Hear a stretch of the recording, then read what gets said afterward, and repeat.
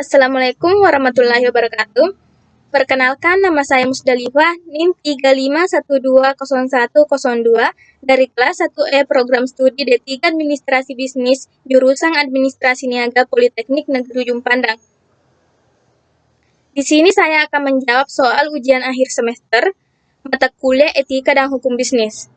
Soal yang pertama, jelaskan jenis-jenis organisasi bisnis.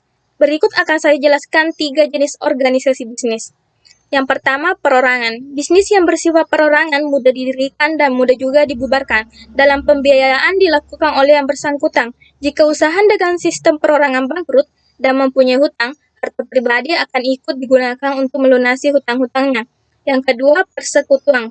Bisnis persekutuan adalah gabungan dari beberapa orang, pendiriannya mudah dan mudah juga dibubarkan. Jika bangkrut dan ada hutang, harta pribadi anggota persekutuan dapat diambil untuk melunasi hutang-hutang persekutuan. Yang ketiga, perseroan terbatas. Organisasi bisnis dengan perseroan terbatas atau PT pengurusannya pembuatannya relatif lebih sulit dibandingkan perorangan dan persekutuan. Pelaku bisnis yang mau mendirikan badan usaha PT ini harus mengurus TDP, tanda daftar perusahaan, SUP, surat izin usaha perusahaan, NPWP, nomor pokok wajib pajak, akta notaris, keterangan domisili, dan persyaratan lainnya. Soal yang kedua, jelaskan perbedaan PT dengan CV. Perseroan terbatas atau PT merupakan badan usaha yang dibentuk oleh 2 orang atau lebih yang memiliki status badan hukum. Sedangkan CV merupakan persekutuan perdata yang di dalamnya terdapat 2 jenis sekutu, yaitu sekutu pasif dan sekutu aktif. Soal yang ketiga, jelaskan peran hukum dalam dunia bisnis. Secara keseluruhan, keberadaan hukum bisnis akan menjamin fungsi keamanan mekanisme pasar, melindungi usaha terutama UMKM, dan memperbaiki sistem keuangan dan perbankan.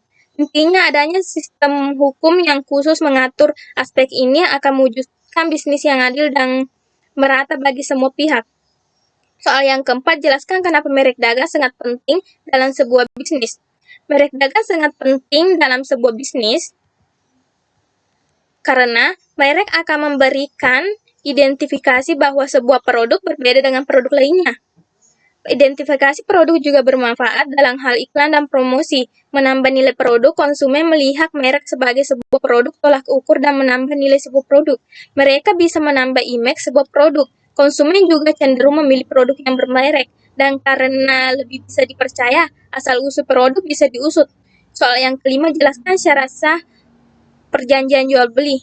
Syarat sah perjanjian itu diatur dalam Kitab Undang-Undang Hukum Perdata, khususnya pasal 1320 KUH Perdata. Syarat-syarat sah tersebut antara lain: yang pertama, kesepakatan mereka yang mengikatkan dirinya.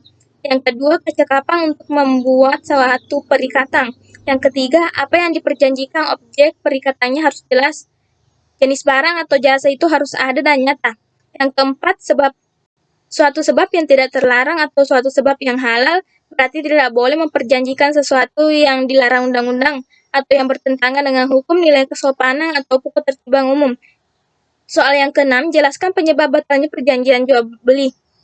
Penyebab batalnya perjanjian jual beli yaitu apabila syarat sah perjanjian tidak terpenuhi. Lain hal jika para pihak tidak memenuhi persyaratan objektif, maka perjanjian tersebut akan dianggap batal.